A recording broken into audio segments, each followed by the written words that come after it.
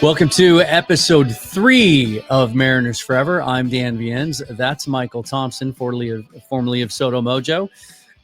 This is our, we're making history here in episode 3, our first bonus episode. We will do weekly shows, recapping the week that was, looking ahead, and dealing with major storylines. But something came out today that we wanted to react to, and we get to talk about the minor league system with which we are both passionate about. But Keith Law came out with his updated midseason top 50, and there are some Mariners well represented in there. 5 players listed in Law's top 50. We'll show a graphic here on the screen. We've got Colt Emerson at 6, Felnin Celestine at 21, Cole Young, who we talked about in our last episode. Should the Mariners call him up? If you haven't watched that yet, check it out. At 36, Ryan Sloan, the high school pitcher, taken at pick 55 last year at 41, and Johnny Farmello, the outfielder, high school player, taken 2 years ago, coming off the ACL injury at 49. Michael, your overall reaction when you saw Keith's rankings? It's just, I mean, it's so exciting, right? Like Keith Law has kind of seen this coming for a while since we had our draft in Seattle at the All-Star game in Seattle when we had our extra picks. Like you could just feel that momentum building, and you're seeing it now. Like we have 10% of Keith Law's top 50 prospects. That's like a good way to look at it, yeah. Like I feel like I'm the Dodgers right now. This is crazy. I feel like I'm the Tampa Bay Rays. This is exciting. Like I'm not used to this. This is probably how the Red Sox are feeling right now with their embarrassment of riches. They're just probably a year ahead of us on a lot of these guys that are starting to get called up over there. But like all this talk about Cole Young, we kind of forgot Cole Emerson's the guy. Like all indications are he's the guy. Keith Law had some interesting stuff to talk about him. He's hitting the ball really hard. How he's hitting it needs to get improved.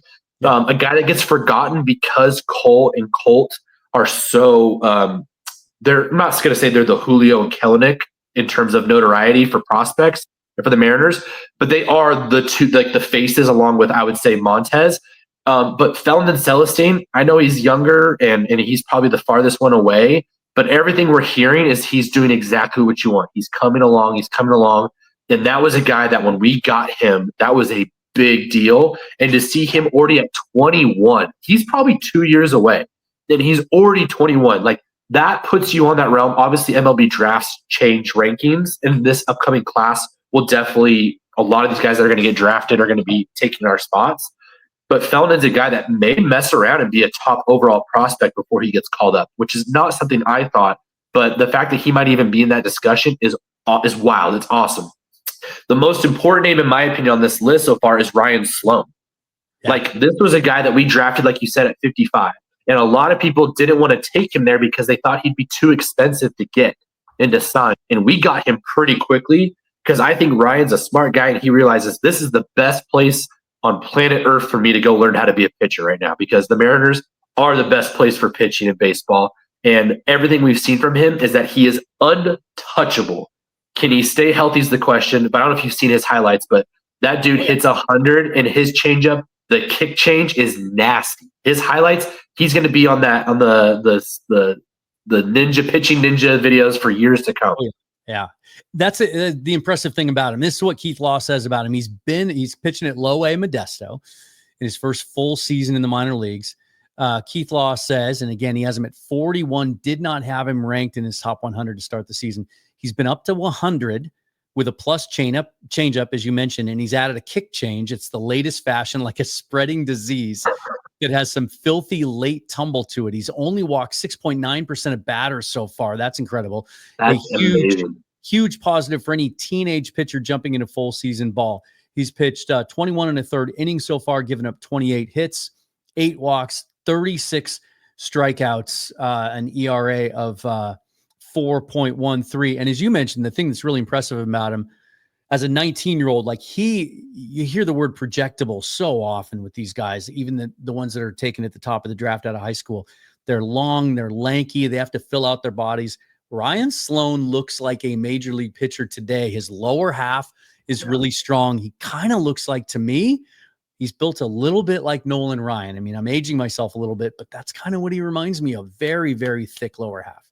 Just durable, right? Like, just looks like a guy you could pencil him in for 250 innings. He's gonna pound the rock. Is kind of what we're talking about. Like, he's just gonna go out there and he's gonna give you 6.5, 7 innings every night, and he's gonna throw the snot out of that ball. And that kick change might be just the way of the future, right? As we're seeing. And then the other one that makes me really excited is just the meteoric rise that we're seeing. It's not just Keith Law; it's everywhere. Johnny Farmelo was probably, along with Ty Pete, that draft in Seattle, Cole Emerson, Ty Pete, Johnny Farmelo. I can't remember if Pete went after Farmelo. I believe he did. I'd have to go back and double check. Pete was the third one. But he just, I mean, the way he has looked since coming back, like, he just looks like he never got hurt. And he was having an amazing start when he after getting drafted through the minors, and to see a potential outfielder, right? Like, the big part of the Mariners farm right now is basically the middle infield is freaking like stacked upon stacked upon stacked. Like, one of these guys eventually will get traded when the right player is available, because there's just too much there up the middle infield unless we start having guys go learn to play other positions. It's nice to have an outfield prospect. There's another guy that just probably missed the top 50 that we're going to talk about here in a second. But Farmelo strikes you as like that classic center fielder, athletic, good speeds, got a little bit of sneaky power, but is a guy that's probably going to smack 25, 30 doubles if he reaches his potential in Seattle. I'm just really excited because when he's ready, you're probably still a couple years away, but you're not that far away from having the conversation about moving Julio from center to the corner outfield. I'm not looking forward to that day, but if Farmelo can get healthy, it allows that transition to be a more easy one for Julio. Yeah, and Farmelo, the calling card of him coming out of high school in the draft was that athleticism, a guy that can truly stick in center field. How often do we see guys that are drafted out of high school and college that are center fielders but can't stay there long term? But he can, and especially coming off the ACL, it feels like yet another guy that's back in less than a calendar year and still able to play the field. 264, 398, 421 right now. 10 doubles, 3 triples, 4 home runs. And it's the walk to strikeout ratios I really like. 41 walks to 72 strikeouts. That's a career number. And he has plus speed if he's healthy, right? And so that's a dude that's going to hit 20, 25 doubles. He's going to get 10 triples, and he might steal 40, 50 bases while giving you great defense. Playing at high A at the age of 20, he's going to be one of the youngest players in that league. But, the Mariners have a bunch of those guys in Everett right now, so they're all kind of battling each other for who's the youngest. I want to go back to Cole Emerson. You touched on this, but Keith Law pointed this out in his profile as well. He's hitting the ball harder than ever before. The exit velocities are there, but he's hitting it on the ground more than ever as well. I think 56% ground ball rate. It's scary to think what can happen, because he did have the projectable power coming out of high school. That was part of his game, and one of the reasons that he shows up so high in these prospect lists. I've had conversations with people on Twitter like, why is he that much higher than Cole Young? Why is he that much higher than Laz Montez? And I think it's because premium position, can stick at shortstop, and has that projectable power. Just needs to get the ball. It needs to elevate the baseball. Yeah, and he's still very young. He's probably, again, he's not on the same trajectory as Cole Young. Colt's going to be probably in the minor leagues all of next year as well. I would say his ETA is probably 2027, which for a lot of these guys, this is all really feels like it's swelling up to middle of 2026 to early 2027, where, like you said, this is in our previous show, this is a bridge year.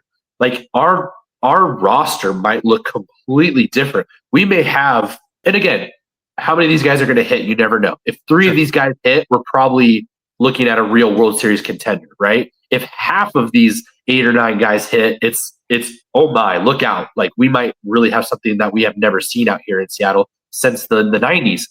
But Colt still provides the highest ceiling. He could be that guy that can come in and be an immediate, like, superstar middle infielder for the Seattle Mariners. Cole Young strikes me as a plus player on a playoff team, if that makes sense. Like, Colt can come up and be the face of the Mariners with Julio Rodriguez, who's entering his prime. It's just he still has to learn, but all the tools are there. And from the draft until now, everything we've heard about Colt is good. I think this is the first thing that we've heard that he needs to work on. But so far, everything else has looked really, really well. I think it speaks to how the organization feels about him, that in the offseason, when there were a lot of reports and even trade deadline last year, the Mariners need to dip into this pool of talented minor leaguers to maybe go after a big bat or two, that despite teams calling and asking, Colt Emerson, hands off, untouchable as much as any of the guys on this list. He's a guy that the Mariners really see as being one of the faces of this roster when he does arrive. Some other guys that were not on this list, but I think are worth talking about.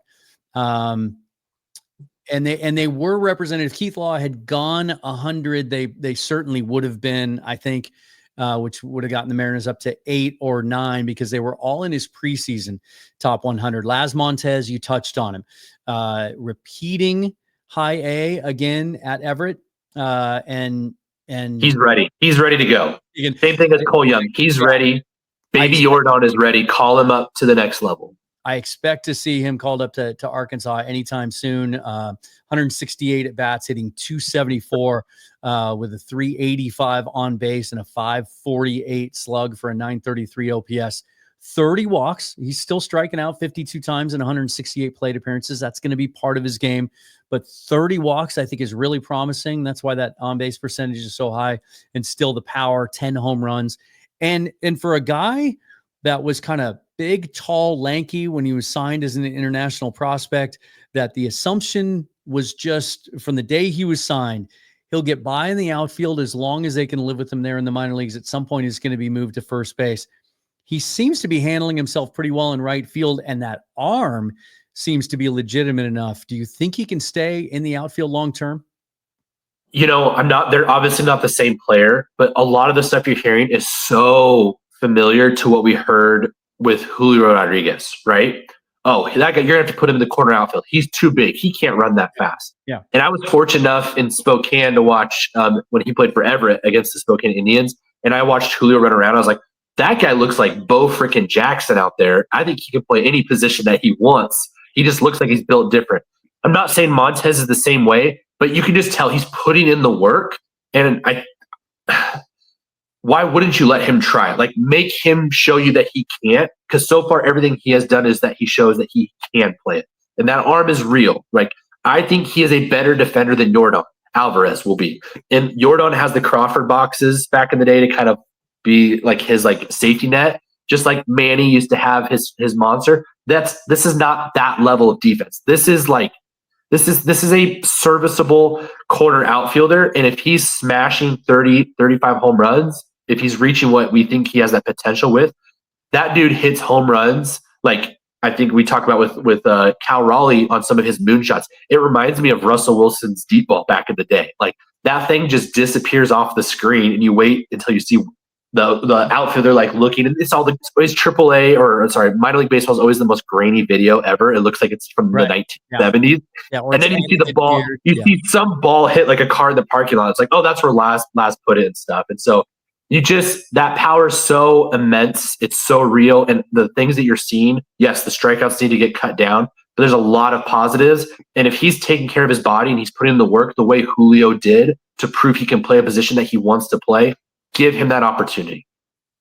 Another guy that's red hot and was at 79 in Keith Law's preseason rankings. And another one that I'm surprised didn't get into this midseason top 50 as hot as he has been over the last month. But Harry Ford, the young catcher, 22 years of age, but playing in AAA. He's made a steady ascension up through the minor league ranks. And he got off to a tough start, but so hot in May that his overall numbers now on the season, 313, 432 on base percentage, 465 slug. He's got just the 5 home runs, 7 doubles, and then the walk to strikeout ratio almost 1-to-1. He's walked 30 times to 32 strikeouts.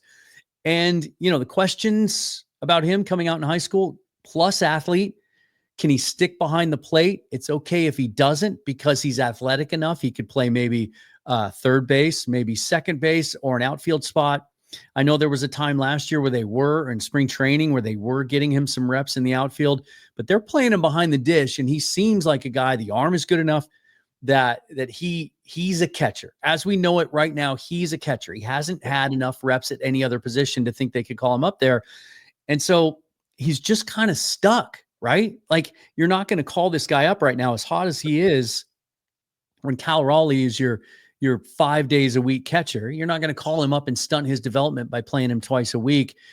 I've felt for some time now, the longer that they had him in the system without moving him to a secondary position, that ultimately his destiny is as a major chip to acquire someone in trade. How do you feel? Heartbroken. He's one of my favorite prospects. I just something about him getting to be a part of that World Baseball Classic. The interviews you saw, the monster home run he hit off of Adam Wainwright, which was so cool to see in that World Baseball Classic game. It's just, our show, what we talked about, we want to be real, right? We're going to be positive when we need to be positive, and if there's something we disagree with, we're going to talk about it, right? We love the Mariners. We're always going to love them. Mariners forever. That's literally our show.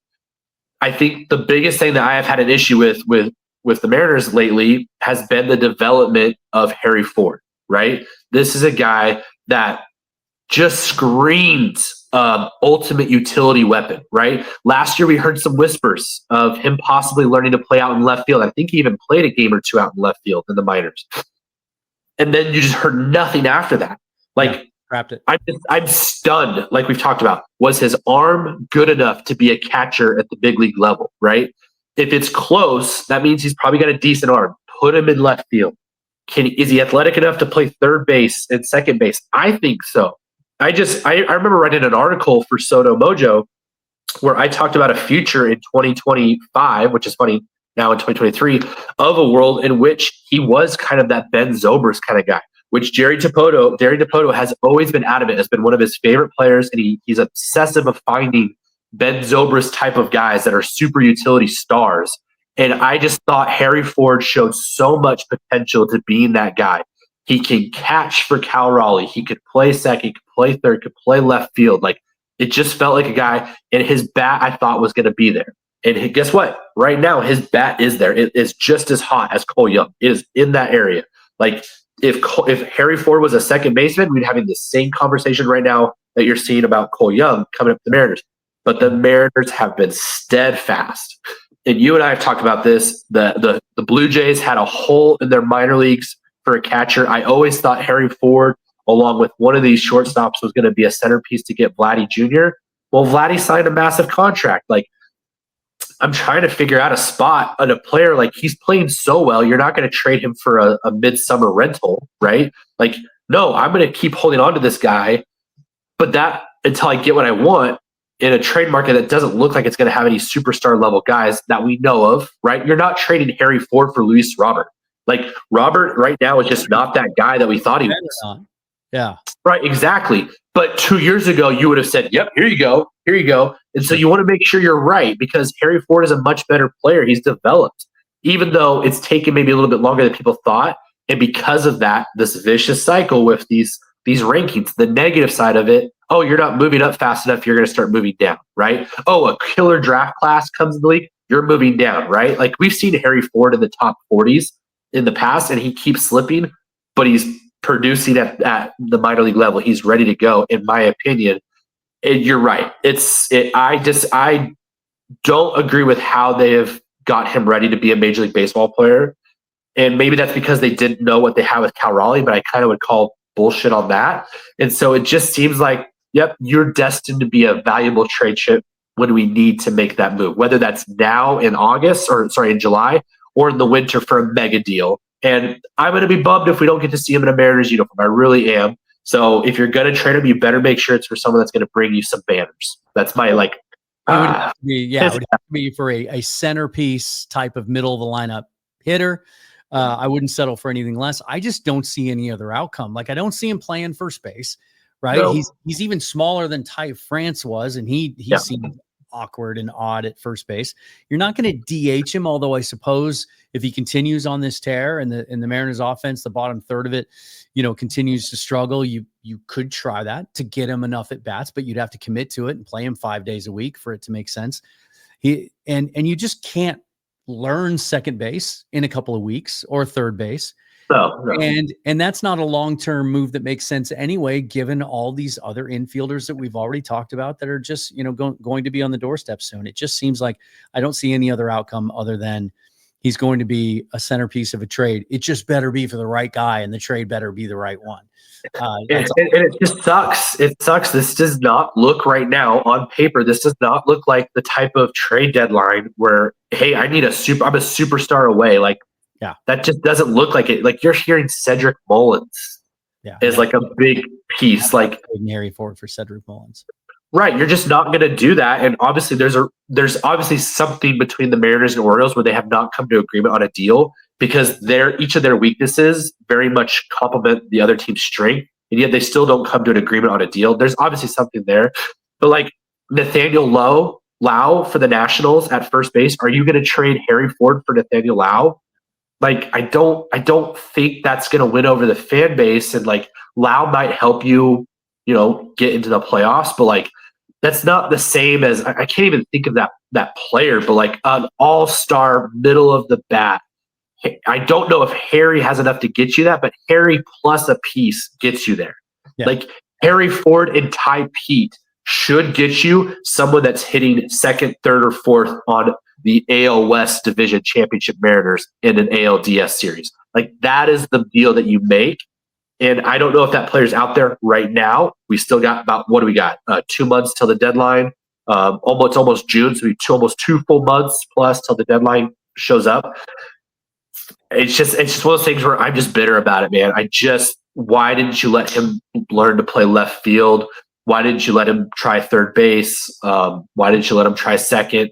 But there's something that we don't know that they do, that they have made that decision, that this is the path that Harry shows. And honestly, there's a chance Harry might be very vocal in this path, and we just don't know that story. And we probably never will know that story until after he gets traded or he finally gets a chance to start. It might be something where he went out there in left field last year and just absolutely hated it. Like, he might have said, I don't want to do this. Or he was so bad at it, they're like, you look like Jose Altuve out there. We're not putting you out there because we're not in the Crawford boxes. We're out in T-Mobile Park. And we will probably never know the true story until everything gets settled.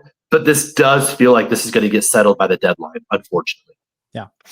Elsewhere, another guy that didn't quite make the midseason top 50, but was in Keith Law's preseason top 100 was Michael Arroyo, yet another infielder, 20 years old, also at high A in that group at Everett, and having another solid year, 253, 407, 451. Just a forgotten name in this prospect group, right? Yeah, he's kind of gotten lost in the shuffle. Yeah. And then another one who wasn't in this list, but it sure seems like in the offseason he's going to show up in some top 100 lists. You mentioned him earlier, the Mariners' first-round draft pick last year, Jurangelo Cenja. His first full season in the minor leagues, the switch pitcher, 4.12 ERA and 39 innings pitched, 42 strikeouts. Much better. This was the book on him. Much better as a right-hander than a left-hander, although they are letting him switch over and throw lefty to some left-handers. Right-handers, he's allowing just a batting average of 140. It's only 224 against lefties, but 20 of his 28 walks as a left-hander.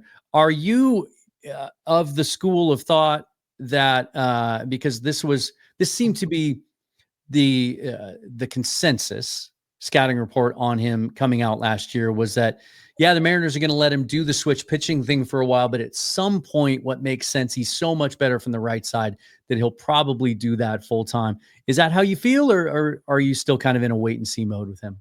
I'm absolutely in a wait and see mode. I mean, it's still so early in the game. I think this is another guy that's probably 2027 is probably what you're looking at with him, most likely. Maybe 2026 if you think he's an arm that can help you for a stretch run or something. But he looks like a dude. Like, you just something about the way he's on the mound, he presents himself. It just feels different, right? Like, he just feels like someone that he looks like a first round pick, right? That's why you took him there. And so I don't want to do anything to mess with his vibe right now. I want to let him continue to grow, see how he handles these challenges as a lefty, as a righty. And if you get to that point in AA, or if he even goes to AAA, you might have to eventually make that decision. But I feel like that is a 2026 decision. This is his first full season in minor league baseball. Let him do the first full season the way he wants to do, right? He says, I want the opportunity to play both ways, left and right, right? And I think you have to honor that. And everything that they had said in the draft, I thought was all the right stuff. We believe in him. We're going to let him try it out. We'll see how it goes. I don't even think it was that negative. I think they were very adamant. I think even Scott Service said, yeah, everything we want to do is we want to give him that shot. See how it goes this year, 2026. Hey, Durangelo, we tried it your way. After all this review and look at the footage and all this stuff, our analytics think that we need to move over. I think you give him a year and you make that decision this offseason of what you're going to do. I think that's what's going to happen. My guess is they're going to make him, hey, you might be one of the best right-handed pitchers in all baseball if you focus just on that. He's fun to watch. Oh, he's so much fun to watch. He's going to be an absolute star if he earns it, if he earns the right to be a switch pitcher, right? We've seen bullpen guys. Was it Pat Venditte or something, Vendetti or something? Right. Who was a Mariner for a minute. Right, but we've never seen a first-round pick as a pitcher that does both sides. I just think it's going to be wild. It's just going to be and then he just oozes a lot of personality and stuff, and it just strikes me as a guy that when he gets here, fans are going to be just so drawn to him, and I hope it is as a switch pitcher. But if not, it's going to be as a flame-throwing right-handed just monster on the right-hand side. Yeah, he seems really polished. He sure has the look of a guy that's going to move quickly through the system, which I think was the hope when they got him. I think the best news to wrap all this up is we've just named 9 guys. Unbelievable. And they're all, I think, universally considered the best 9 prospects in the game. In the Mariners organization. I don't think we're leaving anyone out of significance. And yet all 9 of them are playing well. They're developing on a good timeline. Most of them seem to be at an age that's young for their level. We had to live through so many years of poor player development and hyped prospects that were either traded for or acquired through the draft. Serenjic. Oh my gosh. Never developed. And all of these guys seem to be on the path to being future major leaguers. It's pretty either for the Mariners or someone else. And the crazy, yes, you're right. And that is the thing. That something that at times gets forgotten is you use these guys to get proven major league players. Probably 2 of these guys will not be on the Mariners in the next 12 months. We'll see who that ends up being. But I think the craziest thing of all, that you and I geek out about this. We've been geeking out about this since the lottery win when we got the 3rd pick. Who we take at 3 is probably going to be right there. It depends. If you get Holiday or Arnold, they literally might be ranked ahead of Cole Emerson from day one. We are adding the number 1 or number 2 prospect in our system on June at the draft in July. And don't forget, what do we have? The 33rd pick, 34th pick, if I'm correct? Balance pick. Yep. And we have all the money. There is no, we can only afford to go this route and this route. No, we have the money to go get the 3rd best player in this draft class based on our rankings, and the 33rd best player in the draft. There's no reason you can't go have a kick-ass draft with those 2 guys. And both those guys immediately probably flood into your top 10, 11. There's a chance Sloan, who's been unbelievable, or Arroyo, right? Arroyo. We're not even talking about Ty Pete, who hasn't had the best start, but still has a lot of talent and potential. You hear a lot of great teams, farm systems like the Rays historically have been talked about for over a decade now. Just, 6, 7 guys, they're always moving up. We're talking about 12, 13, 14 guys that all look like could legitimately be impact players on the Seattle Mariners by 2027. I don't think I can ever remember a time for any baseball team that I remember this many guys that could come up and be impact right away in the next 24 months, let alone if half of them are good, this team is a World Series contender, right? It's such an exciting time because we're competitive right now. We have this really cool rotation, but there is truly this hurricane, this tsunami of talent that's on the way. And man, if half of them hit, look out. Yeah, and that sandwich pick affords them the opportunity to do something very similar to what they did last year as well. They have the most bonus pool money in the draft of any team in the league. So you could, at that sandwich pick, take a high school guy that maybe was considered a tough sign or said he said he's holding fast to his college commitment, go over slot for him, and then follow that up with a couple of senior signings to balance that out and save money elsewhere. The Mariners have been really adept at doing that. Go get 2 top 20 prospects at pick 3 and 32, or 33. Like, that is literally what's on the table right now because of how much money you have. Yeah, absolutely. Well, that's going to wrap this one up. Again, I'm Dan. That's Michael. Follow us. I put our new Twitter handle down here under my name, Mariners_forever with the number 4. Also, if you're listening on audio, be sure to follow, subscribe, give us a rating or a review if you like what you hear. And then, of course, hit the subscribe button on the YouTube channel so you can help the channel grow. And then you'll always know when we produce new content. Michael, thanks for hanging out again. We will see you next week. Hopefully, the Mariners with a successful homestand as we record this. They're losing to the Washington Nationals. Mackenzie Gore with a dominant outing, just 4 hits allowed through 6 innings, but they've gotten into the bullpen. So hopefully by the time this airs, we'll have some better news. And then we got the Twins and the Orioles to come in, maybe a chance for this organization to get right over the next week. But until they do, we'll see you next week here on Mariners Forever. Thanks again, Michael. Forever and always, I got to get this saying down. Forever and always, go Mariners. Go Mariners.